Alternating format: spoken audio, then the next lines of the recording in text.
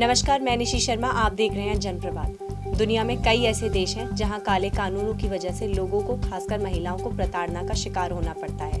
इन्हीं देशों में अमेरिका जैसा विकसित देश भी पीछे नहीं है। हम आपको यहाँ एक ऐसे काले कानून के बारे में बताएंगे जिसे सुनकर आपकी रूह कांप जाएंगी।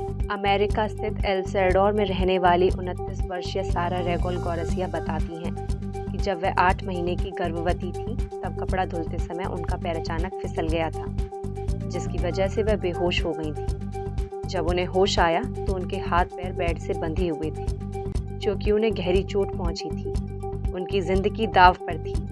हालांकि इलाज के बाद उनकी जिंदगी बच गई, लेकिन उन्हें क्या पता था कि जिंदगी बचने के तुरंत बाद उनके जीवन में अंधेरा छा जाएगा। जी हाँ, गौरसिया के साथ कुछ ऐसा ही हुआ।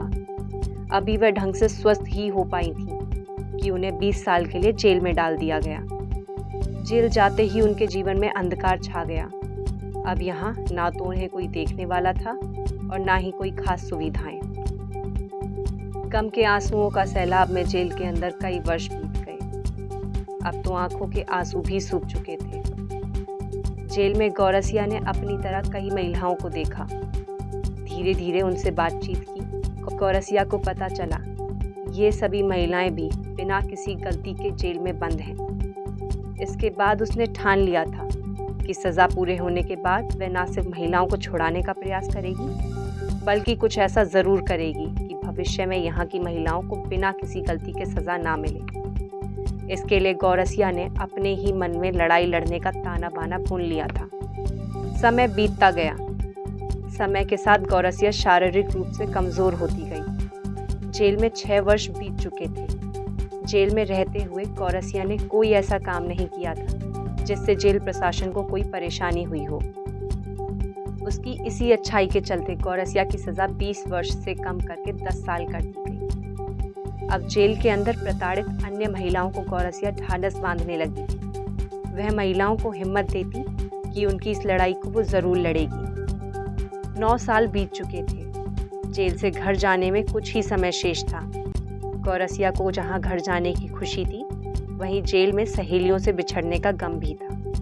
सहेलियों के मस्तिष्क पर भी गौरसिया से बिछड़ने का दर्द साफ दिखने लगा था, लेकिन महिलाओं को गौरसिया पर भरोसा था कि वो उनके लिए ज़रूर कुछ ना कुछ करेगी। समय पूरा हो चुका था।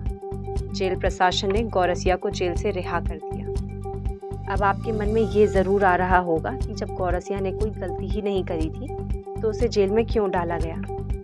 दरअसल अमेरिका स्थित एल सैल्वाडोर में अबॉर्शन यानी गर्भपात का सीधा मतलब जेल होता है। उसका कारण चाहे जो भी हो।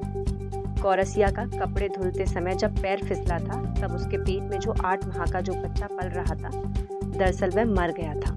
क्योंकि सैल्वाडोर में कानून है कि पेट में पल रहे बच्चे को कुछ भी होता है और उसकी वजह से अबॉर्शन यानी महिला का गर्भपात कराना पड़े, जिसमें बच्चे की मौत हो जाए तो महिला को 20 साल के लिए जेल की सज़ा हो जाती है। Director of women right welfare के सदस्य मोरेना हरेरा का कहना है कि अब भी कुछ महिलाएं इसी तरह के आरोप के चलते जेल में बंद हैं। हालात ऐसे हैं कि कई डॉक्टर भी सज़ा के डर से कई जटिल प्रेगनेंसियों का इलाज करने से खतराते हैं। उनका कहना है कि एक्टोपैथिक प्रेगनेंसी महिलाओं के लिए काफ़ी जटिल मानी जाती है।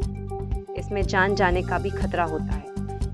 दुनिया में कहीं भी ऐसा नहीं है कि एक्टोपैथिक प्रेगनेंसी के लिए महिला को कड़ी सज़ा सुना दी जाए, लेकिन एल सैल्वाडोर में ऐसा ही है। हालांकि जेल से आने के तुरंत बाद से ही गौरसिया सरकार से इस कानून को खत्म करने के लिए कानूनी लड़ाई लड़ रही है। अब देखना होगा कि उनकी यह लड़ाई कब तक रंग लाती है, क्योंकि जेल में बंद महिलाएं अभी भी इस कानून को खत्म करने का इंतजार कर रही हैं। खबरों का सिलसिला जारी रहेगा। देखते रहिए जनप्रवाद। नमस्कार।